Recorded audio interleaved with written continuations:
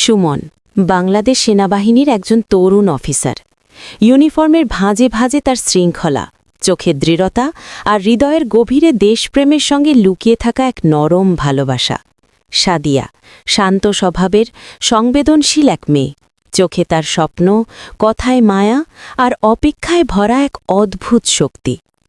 তাদের পরিচয়টা হয়েছিল খুব সাধারণভাবে, এক বন্ধুর মাধ্যমে, কিন্তু সাধারণ পরিচয় ধীরে ধীরে গভীর অনুভূতিতে রূপ নেয়। সুমনের ব্যস্ত ট্রেনিং, সীমান্তে পোস্টিং, অনিয়মিত ফোন, সবকিছুর মাঝেও সাদিয়া কখনো অভিযোগ করেনি। সে জানত সুমনের দায়িত্ব শুধু তার নিজের নয়, পুরো দেশের। রাতের ডিউটির ফাঁকে ফাঁকে সুমনের একটাই অভ্যাস ছিল, সাদিয়ার নামটা মনে মনে বলা। আর সাদিয়া প্রতিদিন খবরের কাগজে সেনাবাহিনীর খবর পড়ত একটু বেশি মন দিয়ে। যদি কোথাও কোনো অপারেশনের খবর আসত, তার বুকটা কেঁপে উঠত। ও ঠিক আছে তো? একদিন হঠাৎ করে সুমনের পোস্টিং হয় সীমান্ত এলাকায়। যোগাযোগ প্রায় বন্ধ। দিনের পর দিন কোনো খবর নেই।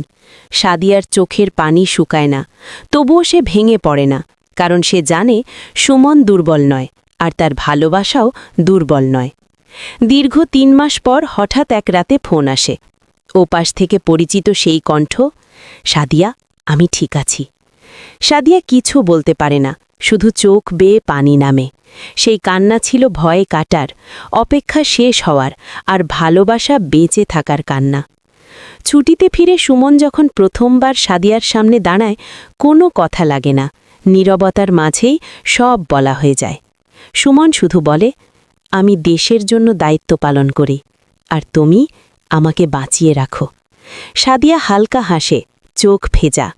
এই ভালোবাসা ছিল না শুধু দুজন মানুষের, এটা ছিল দায়িত্ব, ধৈর্য আর অপেক্ষার এক অটুট গল্প।